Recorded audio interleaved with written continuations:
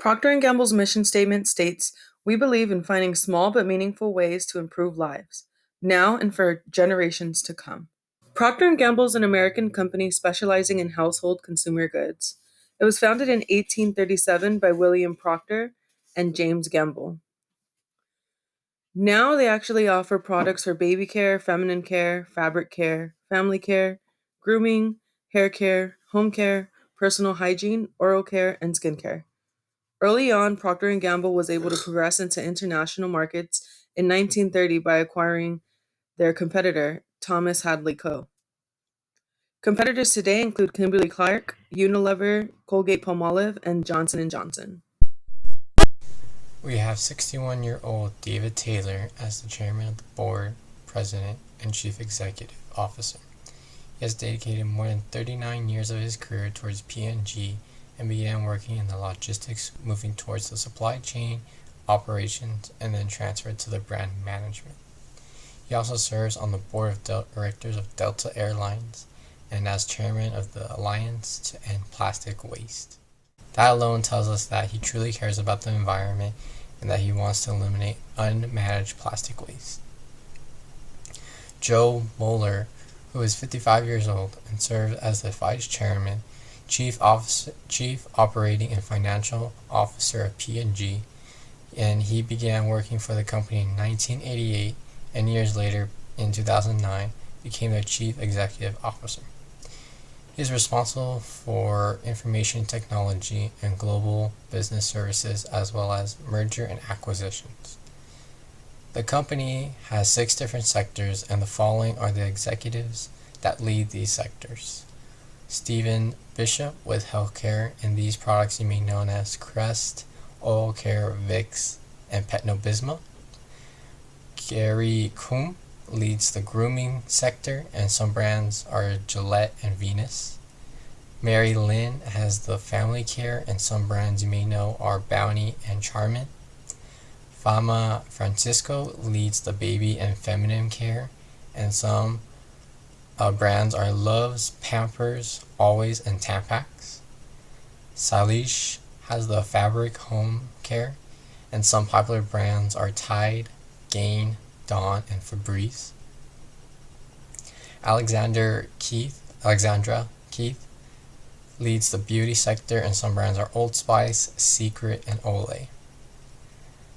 There are 12 board of directors in total, and some are Francis Blake, who is part of Delta Airlines, Angela Barley, who is the director of Lowe's, Joseph Jimenez, who is the director of General Motors, Terry Lungan, who is the chairman of the board of Macy's, Christy McCarthy, who is the CFO of Walt Disney Company, and Nelson Pelter, who is also director of Wendy's. This slide is a visual representation of the change in ratios from 2017 to 2019, expressed in a decimal format. The payout ratio increased significantly in 2019 at 186%. It more than doubled from the previous year's 73% figure. Because the ratio topped over 100%, this indicates that the company is paying out more dividends than their earnings can support. Meanwhile, Procter & Gamble's dividend yield varied only slightly throughout the past few years, only changing by not even a full percentage point. Procter & Gamble's current ratio seems to be in decline in recent years. The variation is very minimal, yet declining nonetheless. Typically, this would translate into liquidity issues, more specifically, not having enough capital to cover short-term obligations. From 2017 to 2019, their debt ratio is rising, which can also indicate the company not being able to generate enough cash flow to cover their debts on their balance sheet. The debt to equity figure for the company is also rising, which could cause some concern. In 2019, Procter & Gamble's debt to equity ratio was 1.43, which means that for every dollar of equity, they used $1.43 of debt. Although these figures can be intimidating, it's noteworthy that some companies choose to use their debt as a tool, for instance, potentially reaping tax benefits through debt. Procter & Gamble's profit margin has also been declining in recent years. In 2017, their net profit margin was 23.18%. The following year dropped to 14.19%, and more recently fell as low as 5.37%. The translation would be that for every dollar of revenue generated in 2019, they had approximately 5 cents in profit. Both the ROA and the ROE have fallen in the past few years.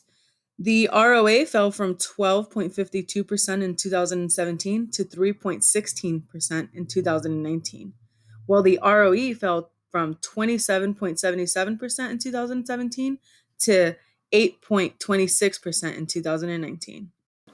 On a positive note, Procter & Gamble's asset turnover ratio indicates that year after year, they are improving on effectively using their assets to generate revenue. Procter & Gamble's market-to-book ratio rose slightly from 2017 to 2019. Despite the ratios concerning debt, it appears that in 2019, investors were willing to pay a higher price for the shares because of higher growth expectations for the future, as depicted by the rise of price-earnings ratio. In 2019, the price ratio was 79.55, which is significantly higher compared to the 24% figure in 2018 and 24.50 in 2017. As we see on the chart on the left, for P&G, the current ratio is declining over the 3 years, and compared to the consumer goods industry, both are in declining movement. P&G is taking this harder due to the fact that P&G does not have enough capital to cover their short-term debts. Same as the ratio before, both P&G and the industry are in the same movement, increasing their debt to equity. This is not the ideal movement because this shows that P&G is not able to generate enough cash to cover their obligations. For example, in 2019, P&G has a debt-equity ratio of 1.43, meaning for every dollar of equity the company has, they also use $1.43 for their debts. On the other hand, to keep shareholders satisfied and interested in the company, P&G has significantly increased their payout ratio and is doing better than the industry too. P&G is actually doing the opposite of what the industry is doing, and that is the industry is declining in their payout ratio. This means that the company is paying more dividends than ever in order to keep the shareholders in a comfortable position to where they can invest in the company. Good morning, everyone. My name is Brandon Thibodeau, and today I'm going to be talking about the recent events and transactions of Procter & Gamble between the years of 2015 and 2019. So firstly, on July 9th, 2015, Procter & Gamble and Coty announced the merger of 43 Procter & Gamble beauty brands to Coty. This includes global salon products, hair care and color products, cosmetic and fine fragrances, and hairstyling products. The $12.5 billion offer maximizes value for Procter & Gamble shareholders and minimizes annual earning dilution for investors. Next, on December 6, 2017, Procter & Gamble was named number 6 most effectively run company out of 700 Fortune 500 companies by the Drucker Institute. They rate these companies on customer satisfaction, employee engagement, innovation, social responsibility, and financial strength.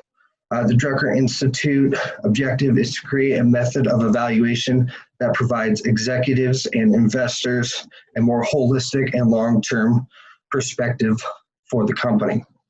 This gives a holistic rating of the company, and it's not just ranked on valuation of the company.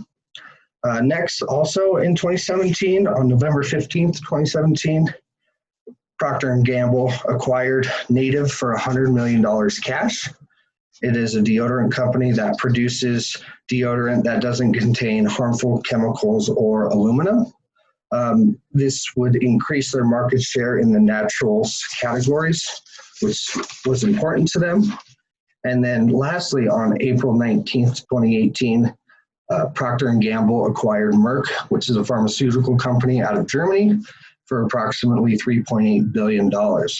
What this does is expands a successful consumer healthcare business within the United States. It provides Procter & Gamble with strong healthcare, commercial, and supply chain capabilities, and a proven healthcare leadership from the previous companies. Procter & Gamble's goal is to expand its market share in the over-the-counter healthcare market, which it did acquiring this company. So on the next slide is just a summary of what I just talked about. Once again, they were rated 6th best effectively managed company by the Drucker Institute. They merged specialty beauty brands with Coty for 12.5 billion US dollars. They acquired Merck for 3.8 billion US dollars, expanding into the over-the-counter healthcare market, and acquired Native Deodorants for 100 million US dollars. And they are a deodorant company that is free of harmful chemicals and aluminum. And next, we'll be talking about the stock analysis of Procter & Gamble. Thank you. As Brandon went over important transactions and events in the past, I will be talking about stock analysis and evaluations. Here, I will be mentioning its overall performance, quarter and annual holding period return, correlation coefficient, and intrinsic price. Starting off with both graphs, the one on the left being 2015 to present, and on the right, October 2019 to December 2019. Both graphs show some highs and lows, the lowest actually being in 2015, pricing at 68.76, and the highest actually being 125.56. For this year, actually in 2020, the lowest was at 103.27, and the highest being 126 with 9 cents. So when you compare 2015's and 2020's lows, you still see a $34.44 gain. So either way, Procter & Gamble is actually doing good throughout time. Moving on to the quarter and annual HPR, I was able to calculate both P&G and S&P 500. For the quarter, you are able to see that P&G had a 1.92%, and as for S&P 500, a 9.56%. When looking at the annual HPR, you see that P&G had a 65.01% and S&P a 28.34%. This is actually pretty good for investors when looking at the annual HPR of P&G, since it's actually over the market average. Moving on to the average return, Brandon was able to calculate this portion. So for P&G, we got an average return of 83.2723%, which is honestly pretty good. The reason why I say this is because as for S&P, 69.0994% has been the same for the past 5 years. As for the correlation portion, you do see here that we got a 0.29, so this means they have little to no correlation. So let's say if S&P 500's stock price goes up or down, this means that P&G stock price will not be affected by it. And looking at this last slide for the intrinsic price, Brandon was able to calculate a 181.72 for the intrinsic. So when it comes down to determining if it's over or under price, we see that it is actually overpriced, since the current price at the moment is $118.33. So with the information my team and I have gathered, we came to a conclusion that P&G is a pretty good investment. At the moment, we do think what we recommend for you guys to hold onto P&G stock. We're not saying that it's over or underperforming. It's basically at neutral at the moment. One of the reasons why is due to the pandemic that is going on.